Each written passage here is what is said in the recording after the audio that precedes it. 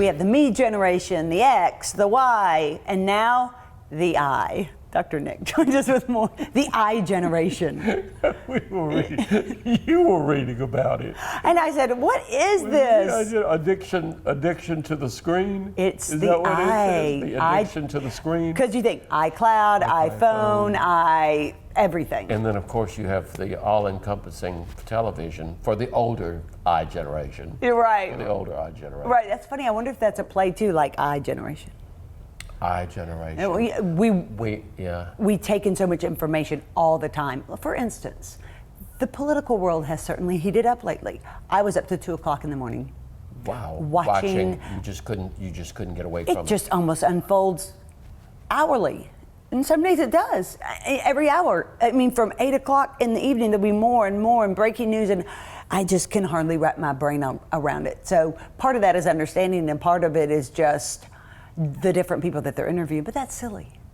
I couldn't take my eyes off the TV. It is silly, but Whitney, it really struck a chord in me though when we were kind of reflecting on it, because I do think that there is a very, very strong propensity to be looking at this, or to be looking at the TV. Or to be looking at anything that computer screen. Computer screen. Right. Perfect. Another perfect example. And again, it's just, I think it's just so interesting because it's one of those challenging things that says I need to be looking at people too, and I need to be looking in the eyes of people. I recently went on a vacation. Not if you go to a meeting because they're all doing this. Well, I recently went on vacation on a cruise. Do you know what my biggest complaint was? And that's why I say this touched me. Tell me. They didn't have but just a few channels on the television. Oh.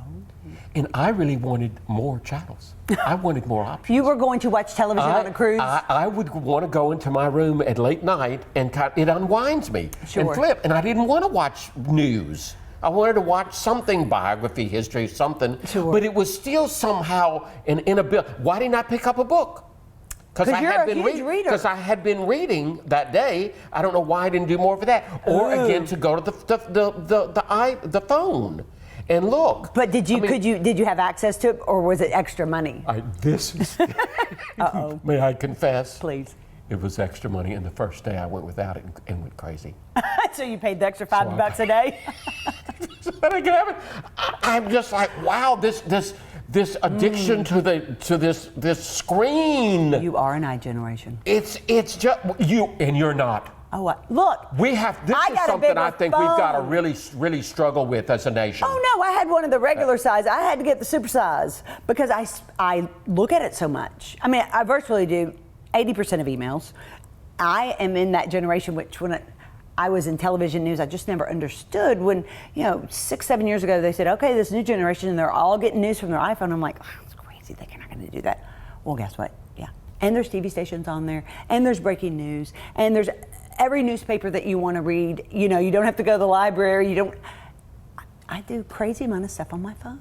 I'm guilty. I do think I'm getting that little neck pain in the back. but then let's because you're always saying, okay, how can we change it? Okay. These are the things that I think we just have to be aware of. Memorial Day came around. I told you that I wanted to come over here and swim. Yes. I didn't want to see news or do anything but lay out, get in the water. Yes. And sit in the shade since I have to watch the sun. It rained. And I said, well, why don't I publicly clear it by the afternoon? I never heard from you. It didn't clear up. But let me tell you what I did that you'd be proud of me for. Tell me. I cleaned the closets. Bravo. Now, I'm telling you, I would have much rather sat around and watched TV. True. Or read, but I said, I gotta get in there. Whitney, I felt it's such, know how good it feels because you do it. And I need to do it again. You do it. But I'm just saying things like this that are really very therapeutic and good for us to get out into the yard, to, pull out an instrument, to pull out a book, do journaling, get away from the screen. I think it is a powerful message for all of us in this culture. Get away from the screen. I'm going to tell you something frightening. Okay? I don't feel very productive if I am not looking at this often. I feel like I'm neglecting emails, I'm neglecting text messages, I'm neglecting following the news. I'm neglecting things. When I go out in my yard and work for 2 or 3 hours, which I love, I feel almost guilty, like it's a guilty pleasure. Like I'm not learning something, I'm not interacting with something, I'm not responding, I'm being lackadaisical about responsibilities because of this. Yeah. Now, isn't that a little frightening? Well, what really surprises me about what you're saying is that you're smart. And when I say smart, I mean so much of what is on the screen and so much of what we think is on the phone is so nonsensical and so unbelievably boring. I mean, I'm watching TV, the screen, and I see 5 different segments on Tiger Woods trying to walk. Does that really mean anything to me? Do I need to watch Tiger Woods try to walk? Over and over and over? Over and over and over again. There's a sickness, Whitney, in the media. And we get trapped into it. And I think we are trapped. I think, although I mean, I'm surprised that you say it, I think one of the reasons why I get caught up in it is I'm looking for the next drama. I'm looking for the next shoe to fall. I'm looking for the next tragedy. And I think that's very questionable. When I got back on the internet at the cruise, I was sorry I did it, because what did I start doing? Checking the messages.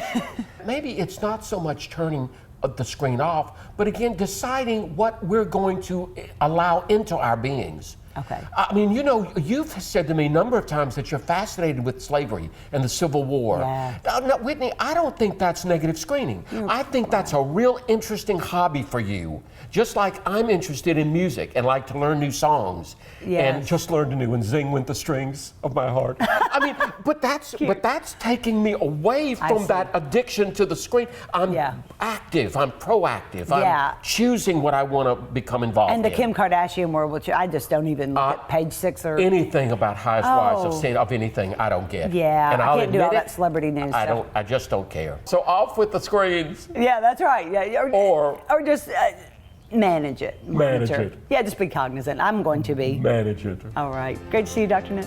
Much more Weekends with Whitney after this.